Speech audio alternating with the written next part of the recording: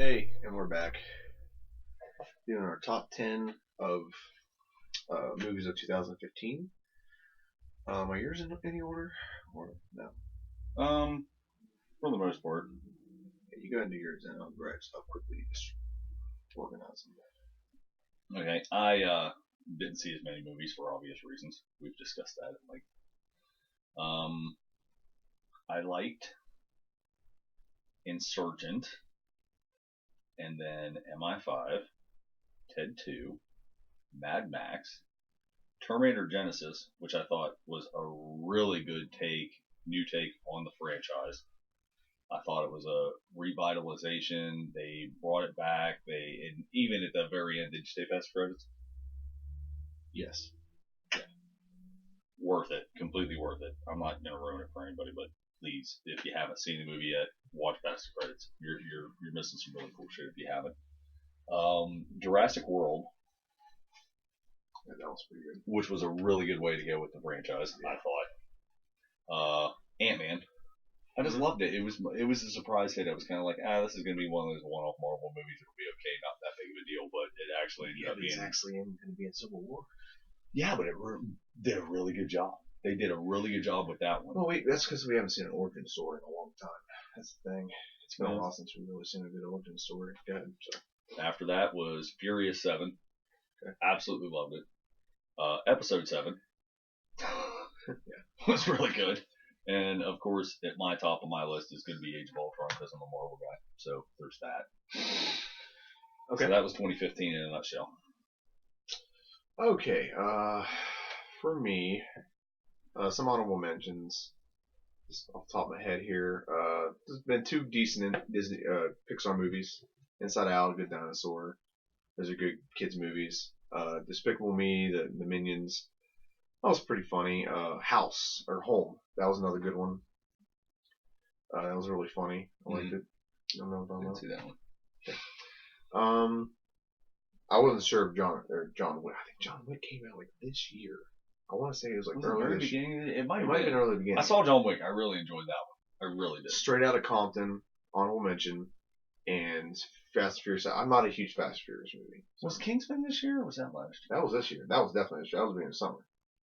So I love that one too. I missed that one too. That was really good. So that's another good one that I missed. I'm trying to think if there's anything else. The Ringer. Yeah, The Ringer. About Kevin Hart. He's like, if a guy doesn't have a lot of friends, he'll be his best man at his wedding for a certain price. That was pretty funny. I think that was this year. I'm pretty sure it was this year. You say The Ringer, and I'm thinking of that. The one with Johnny Knoxville. Yeah, that's what I'm thinking when you say that's just called Ringer. I think that's just called Ringer. Or it might be the other way around. I don't know. But I know what movie I'm talking about. So, number 10, Spy. One of the funniest movies to come out this year. I laughed. I enjoyed it. Ted 2 is not one I missed. You haven't seen it yet, have you? It's still on my top because I know I'm going to love it. Like, there's certain movies that I haven't seen, but I know I'm going to love. It was funny. Ted 2 is the funniest movie this year. I can put that on there because there's no reason I'm going to hate that movie. There's nothing they can do to make me hate it. Yeah. Short of making Ted gay, which I probably would find hilarious in its own right. I mean, the fact that he's trying to milk Tom Brady. Code 113. Someone's trying to get Tom Brady's jizz again. Still funny. So number 10 is I'll take Spy out of there because I didn't think of Ted 2 till just now. I looked up at Stewie and I was like, oh yeah, Ted 2. Yeah. So I'll take Spy. Spy is one honorable mention also. So I got Straight Outta Compton, Fast and Furious 7. I'm not a huge fan of driving car movies. I'm not. It's a good movie. Graphics are cool, but I saw a great meme on Facebook. It was like people had to complain about episode 7 being like episode 4, but you have no complaint about every Fast and Furious movie being exactly alike. Which, for the most part, they are. It goes into the thing that if you go into that movie thinking it's going to win a fucking Oscar for anything, other than visual effects or sound, they are good movies. They're just fun movies. Like, for example, the boxing movie Rocky and the whole series Rocky and Creed.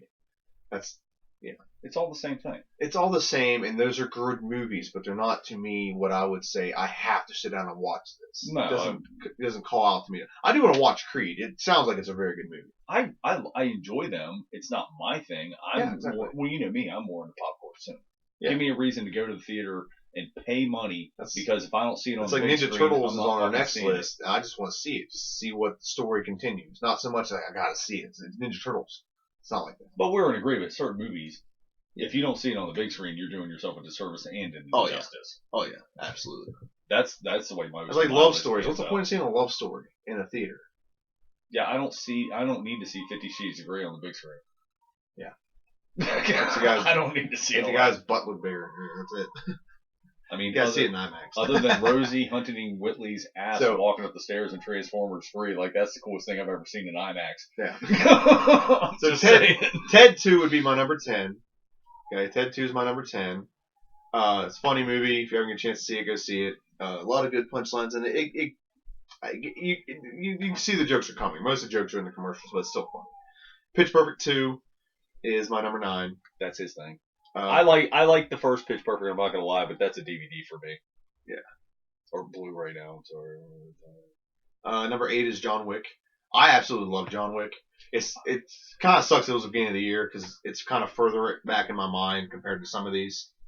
But I absolutely thought John Wick was fantastic.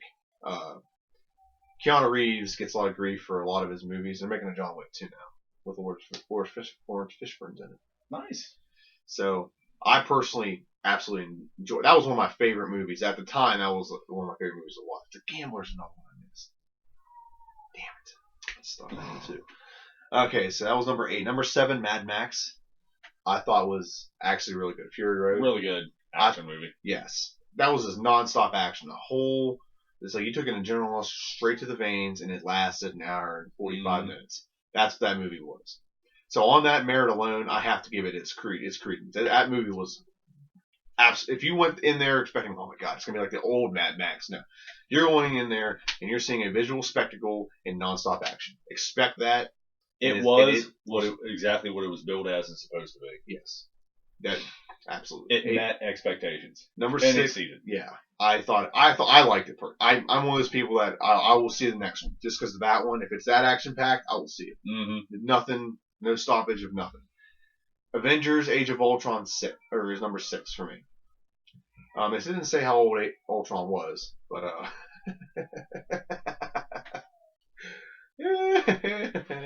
old enough to jerk off? Is that what you're saying? But it was a good movie. It was predictable. I mean, you and I discussed the plot of the whole movie way before it even came out.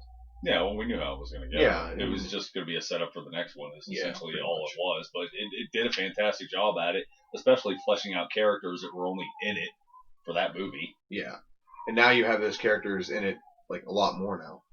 Yeah, because the B team's taking over. Yeah. B team assemble. Oh Jesus. Okay. That was number 6. Number 5 for me was Terminator Genesis. I thought it was good. It could have been like a typical Arnold Schwarzenegger movie where he's the main character and he's doing, but he wasn't. He was a side character. He was a second. He was a sidekick. The guy who played Varro, I can't think of his name, but he was the main. He was the guy, and who was the guy who came back and saved him? Yeah, you know what I'm talking about. I can't think of his name now. But Terminator Genesis, number 5 for me. Loved it. Different take, plus Daenerys Targaryen was in it. We're all fans of that. Yeah. I actually could throw an honorable mention in here a little bit because The Last Witch Hunter had Ingrid in it. And I thought she did pretty good. I did not see that. I wanted to see that, but you'll see. You'll see on DVD. It wasn't bad. Vin Diesel wasn't bad, but it didn't look like something I had to see in the theater. So no, it's not. I just had to see it because I had time. I had extra time, so wasn't bad. But I'm loving seeing these Game of Thrones. Like the girl, God, I can't think of their names. I don't know the actresses' names, but they're like 3 girls from that series I've seen in other stuff. And they've done absolutely fantastic. They look gorgeous. Daenerys and Genesis looked amazing. Yes. Actually 4 now if you think about it, because you've seen the trailer for X-Men Apocalypse, and Sansa Stark plays young Phoenix or young Jean Grey. Jean Grey, yeah. So she looks good in that. Mm-hmm. From the Hunger Games, you have God, what's her name? The one that Joffrey ends up marrying. Oh, I know who you're talking the about. actress. I can't think of her name. She looks great, and she's like a warrior badass in that. Mm-hmm. And then you have who's the last one? Obviously, everyone likes Cersei Lannister, but she's been good in other things. Oh yeah, she's been good in a lot of things. Yeah, she's been around for a while. Yeah, she's been good in a lot of things. So there's 3. I know Gwendolyn Christie was Captain Phasma. Phasma. Yeah, she was Captain Phasma. There's one more. I know there's one more I'm thinking of. Ingrid obviously played in The Last Witch Hunter. Mm-hmm. I don't think there's any more. Ingrid did that. Sansa plays in the new movie. It just came out. Daenerys played in that. Mm-hmm. In the Queen, the young Queen or whatever. The Horror of High Garden. Yeah. The Horror of High Garden. Yeah, so there's 4. Fucking gorgeous, man. I can't wait to see what Arya Stark gets into. You ever seen her like outside of pictures of her outside of Game of Thrones? Yeah, it looks. Like, she's 18 and she looks gorgeous. Yeah, she's a gorgeous young pretty girl. She's like, so. And it's not weird either because she's old enough, so we're not like pedophiles really. She's pretty. Number 4 for me, Ant-Man. Finally get a Marvel origin story that we haven't seen in about 4 or 5 years. Loved it. I thought the movie was absolutely fantastic. Although I'm not a big what's the actor's name? Paul Rudd. I'm not a huge Paul Rudd fan.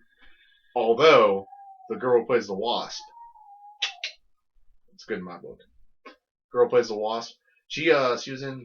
She was in the Hobbit. She was one of the elves. Hobbitses. So I like that. It was a good movie. Had charm. I have a friend of mine was asking about. He wants to show his kids like 5 or 6. He was asking about. I'm like, take your kid to see that. He'll love it. Go for it. That's a good crossover kids adult movie. Yeah, what other than like them saying 3 shit, 2 bitches, and a damn per movie? That's pretty much it. Something like that. Yeah, that's pretty much For God's it. sakes, watch your language. Language. I got a buddy of mine that trolls me, and every time I say a cuss word on Facebook, he posts a picture of Captain America with the word language underneath of it. For God's sakes, watch your language. Ahmed, leave me alone. Number 3, Jurassic World. It's high on my list because one of the first movies I saw in theater, first PG-13 movie I saw in theater was Jurassic Park when I was a kid. So that's it falls up there. And not to mention, I thought it was actually a really good movie. So. Overall, I thought it was really good. And God, it did great in the box office. But how that bitch's heels lasted all the way through that film, I do not know. I'm trying to figure this will surprise you. Number 2 is Star Wars: The Force Awakens. That is my number 2 film. That's surprising for you. That is surprising, but I told you how much I liked the other movie, and I'll get to that in a second. Star Wars was absolutely fantastic. It absolutely was fantastic. Everyone's all butthurt about some dumb shit. You gotta understand with Star Wars, 3 different things. First off, they have to make things something that is familiar to guys who've seen everything and are geeked about it all the time. First movie I ever saw in the theaters with my father was Episode 6 in 1983, so there's that. So you gotta make something that appeals to the hardcore fan who's gonna watch it no matter what. Mm-hmm. Then you gotta appeal to people who are casually watching. So you can't have something too complicated that we're going to get lost and lose interest. Third, you have to have something that's going to draw in a new audience. People that may have never seen Star Wars before, and because it's an IMAX and because it's doing so well, they're like, I might go see that. Yeah. So that's what you have to draw that in. And if you go too much off of the expanded universe or the written material that's out there, you're going to lose your core audience. You will because, well, I mean, there's good stories out there, but you don't want to do that because if you give credence to that, then then people are gonna know the story, and you can't change it. Yeah. You can't tell your own story. You're basically telling someone else's.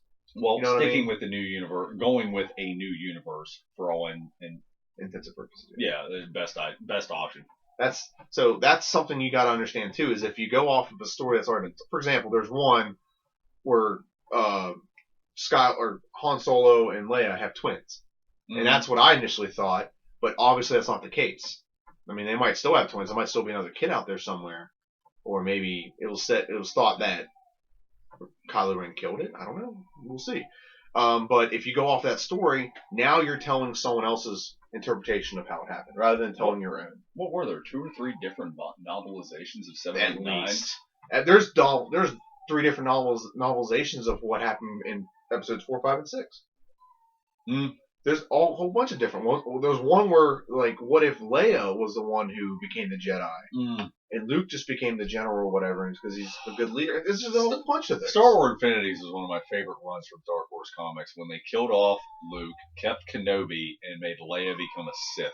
Like, that was just fucking brilliant story writing. You can't tell a story of you can't tell someone else's story. You gotta try to tell your own. And I think JJ did a fantastic job. So did I. And that's what JJ said. Like, he only is going to do one movie.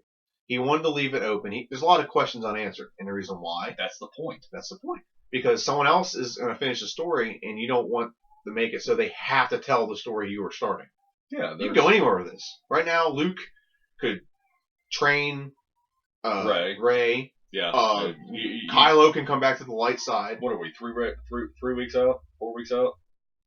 About 4 weeks out. All right. Yeah. Fuck you. You're getting spoilers. Deal with it. You ain't seen it yet. And everyone's bitched about Kylo Ren. When's the last? He's badass, but he is an ugly motherfucker. Say that. So was Darth Vader. He's badass, but he's an ugly motherfucker. So was Darth Vader. Like, I'd have picked someone better looking to play that role. That's just me.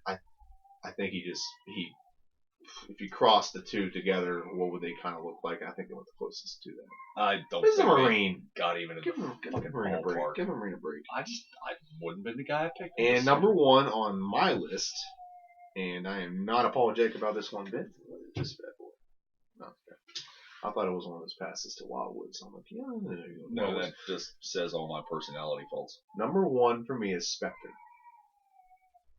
James Bond. I thought Spectre was absolutely fantastic. I thought it wrapped up the 4 movie kind of chronicles of this version of James Bond. The Chronicles of Daniel Craig.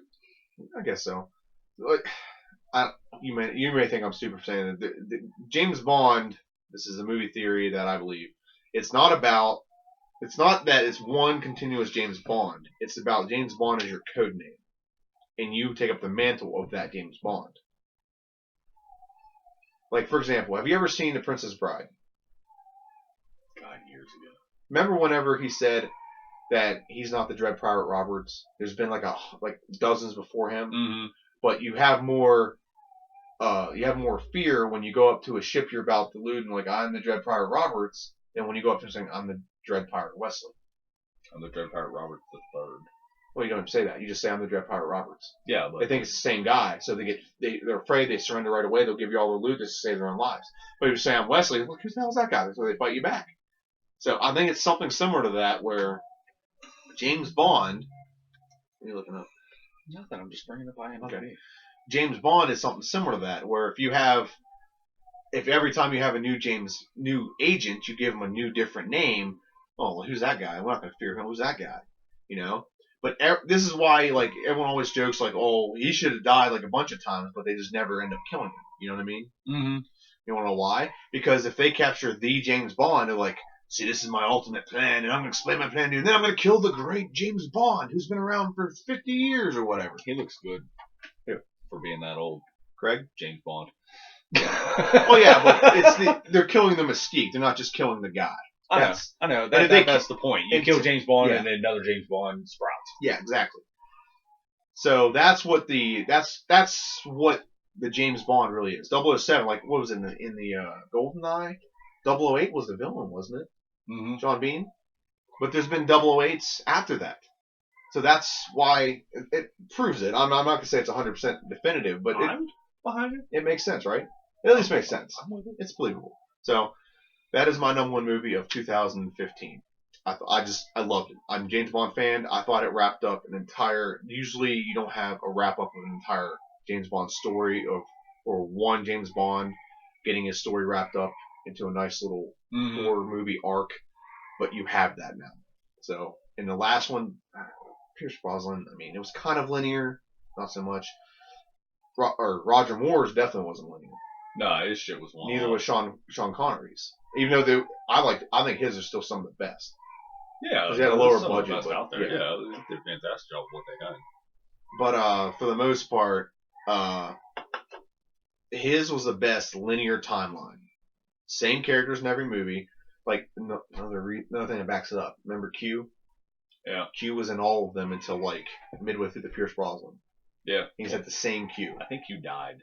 So well, the actor died, yeah. But he did retire in the movie. He retired because John Cusack? Cleese. John Cleese. John Cleese. Yeah. Yes. He took over in The World's Not Enough, I think is what it was. Might have been. The World's Not Enough. He took I over don't in that. follow on that much. Because it was an avalanche. It was an avalanche and he had the big parachute thing. That's what it was. Mm. So he took over. Q. Yeah, he is.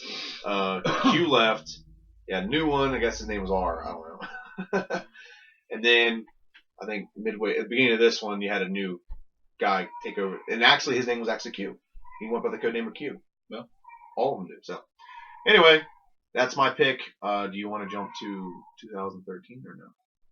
Or 2016's anticipated? Well, maybe you want to go back to 3 years ago. That's fine. But I'm not prepared. Yeah, we should do argument. that. You want to jump to next year or anticipated films real quick? Knock it out, and then we're done. Yeah. Do you want to stick it on this one or stick it on the next one? Knock it over really quick. Okay. So, next and